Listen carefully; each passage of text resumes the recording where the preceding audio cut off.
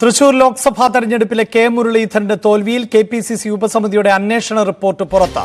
മുരളീധരൻ ചതിക്കപ്പെട്ടു എന്നാണ് റിപ്പോർട്ടിലെ പരാമർശം.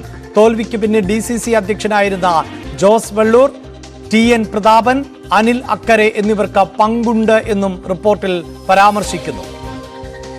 ഡാൻ കുര്യനാണ് വാർത്തയുടെ വിശദാംശങ്ങളുമായി ചേരുന്നത്. ഡാൻ, ഗൗരവമേറിയ പരാമർശങ്ങളാണ് ഈ റിപ്പോർട്ടിൽ ഉള്ളത്. ഒരു സ്ഥാനാർത്ഥി ചതിക്കപ്പെടുന്നു എന്ന് പറയുന്നു.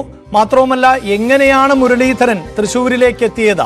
സിറ്റിംഗ് MP ആയിരുന്ന മുരളീധരനെ അവിടെ നിന്ന് മാറ്റി എങ്ങനെയാണ് തൃശ്ശൂരിലേക്ക് എത്തിച്ചത് എന്നതടക്കമുള്ള രാഷ്ട്രീയ സാഹചര്യം നമുക്കറിയാം. അവിടെ ഏറ്റവും കൂടുതൽ, ഒരു പക്ഷേ വിജയിക്കാൻ സാധിച്ചില്ല എങ്കിൽ പോലും കൂടുതൽ വോട്ടുകൾ സമാഹരിക്കേണ്ട ഉത്തരവാദിത്തം പ്രാദേശിക നേതാക്കൾക്കുണ്ട് എങ്കിൽ അവരായി തോൽപ്പിച്ചു എന്നല്ലേ ഈ റിപ്പോർട്ടിൽ നിന്ന് മനസ്സിലാക്കേണ്ടത്? പക്ഷേ ഈ റിപ്പോർട്ടിലെ പരാമർശങ്ങൾക്ക് അപ്പുറം ഈ റിപ്പോർട്ടിലെ വിശദാംശങ്ങൾ പുറത്തു വരുന്ന സാഹചര്യം, അതും ആ സമയമാണ് ഏറ്റവും കൂടുതൽ ഇപ്പോൾ പ്രസക്തമെന്നാണ് തോന്നുന്നത്. കാരണം കോൺഗ്രസിൽ പുനഃസംഘടനാ ചർച്ചകൾ അന്തിമഘട്ടത്തിൽ പുരോഗമിച്ചുകൊണ്ടിരിക്കുകയാണ്. തൃശൂർ DCC അധ്യക്ഷ സ്ഥാനത്തേക്ക് പരിഗണിക്കപ്പെടുന്ന പേരുകളിൽ പ്രധാനമായി ജോസ് വള്ളൂര്, അതോടൊപ്പം തന്നെ അനിൽ അക്കരെ ഉൾപ്പെടെയുള്ള നേതാക്കളുണ്ട്. അതിനിടയിലാണ് ഇവർക്കെതിരായ ആരോപണങ്ങൾ ഉൾക്കൊള്ളുന്ന ഈ KPCC ഉപസമിതിയുടെ റിപ്പോർട്ടിലെ വിശദാംശങ്ങൾ ഇപ്പോൾ പുറത്തുവരുന്ന സാഹചര്യം ഉണ്ടായിരിക്കുന്നത്. അവ പറയുന്നത് കെ മുരളീധരൻ ചതിക്കപ്പെടുകയായിരുന്നു എന്ന് തന്നെയാണ്. അതിൽ സിറ്റിംഗ് MP ആയിരുന്ന ടി.എൻ. പ്രതാപൻ ഈ തെരഞ്ഞെടുപ്പ് നടക്കുന്നതിന് 1.5 വർഷം മുമ്പ് തന്നെ താനിനി പാർലമെന്റ് തെരഞ്ഞെടുപ്പിൽ മത്സരിക്കാനില്ല എന്ന് പരസ്യ പ്രതികരണം നടത്തിയിരുന്നു. പരസ്യമായി അദ്ദേഹം പ്രസ്താവന നടത്തിയിരുന്നു.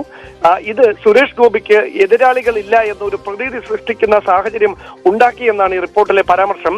അതോടൊപ്പം തന്നെ MP വിൻസെന്റ്, അനിൽ അക്കര, ജോസ് വള്ളൂർ, ടി.എൻ. പ്രതാപൻ ഇവരുടെ ഭാഗത്തു നിന്ന് സംഘടനത്തിൽ വീഴ്ച സംഭവിച്ചിട്ടുണ്ട്. കെ മുരളീധരന്റെ പരാജയത്തിലേക്ക് നയിച്ചതിൽ ഈ 4 നേതാക്കന്മാരുടെ ഭാഗത്തു നിന്ന് ഉണ്ടായിട്ടുള്ള വീഴ്ചകളടക്കം ഈ റിപ്പോർട്ടിൽ എടുത്തു പറയുന്നുണ്ട്.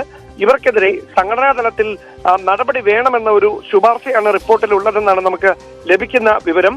രാഷ്ട്രീയകാര്യ സമിതി അംഗമായ KC ജോസഫ്, അതോടൊപ്പം തന്നെ T. സിദ്ദിഖ്, INTUC നേതാവ് ചന്ദ്രശേഖരൻ എന്നിവർ ചേർന്നായിരുന്നു ഉപസമിതി. അവരാണ് ഇതുമായി ബന്ധപ്പെട്ട റിപ്പോർട്ട് KPCC നേതൃത്വത്തിന് നേരത്തെ കൊടുത്തത്.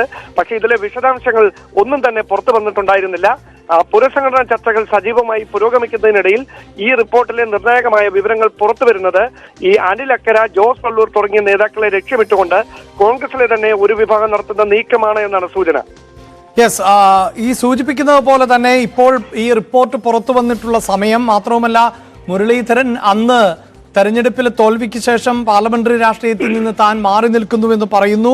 ചില കാര്യങ്ങൾ അതോടൊപ്പം പല കാര്യങ്ങളും വെളിപ്പെടുത്താനുണ്ട് എന്ന് അദ്ദേഹം പറയുന്നു. പിന്നീട് ഒരു പരിധിവരെയെങ്കിലും അനുനയിക്കപ്പെട്ടു മുരളീധരൻ എന്നുള്ളതായിരുന്നു അപ്പോഴത്തെ സാഹചര്യം. ഈ റിപ്പോർട്ട് പുറത്തു വരുന്ന പശ്ചാത്തലത്തിൽ ഇനി വലിയ പൊട്ടിത്തെറികൾ കുറഞ്ഞ പക്ഷം തൃശ്ശൂരിൽ എങ്കിലും ഉണ്ടാകും കോൺഗ്രസിനകത്തെ എന്ന് വേണമല്ലോ നമുക്ക് മനസ്സിലാക്കാൻ. സംഘടനാ തലത്തിലുണ്ട്. ഒരുപക്ഷെ അതുകൊണ്ട് തന്നെയായിരിക്കണം ഈ വീഴ്ചയുടെ ഉത്തരവാദിത്തം ഏറ്റെടുത്തുകൊണ്ട് DCC അധ്യക്ഷ സ്ഥാനത്ത് നിന്ന് ജോസ് വള്ളൂർ രാജിവെക്കുന്ന സാഹചര്യം അന്ന് ഉണ്ടായത്. അതോടെയാണ് ഏതാണ്ട് കയ്യാങ്കളിയിലേക്ക് വരെ നീണ്ട പ്രതിസന്ധികൾ, പ്രശ്നങ്ങൾ പാർട്ടിക്കുള്ളിൽ.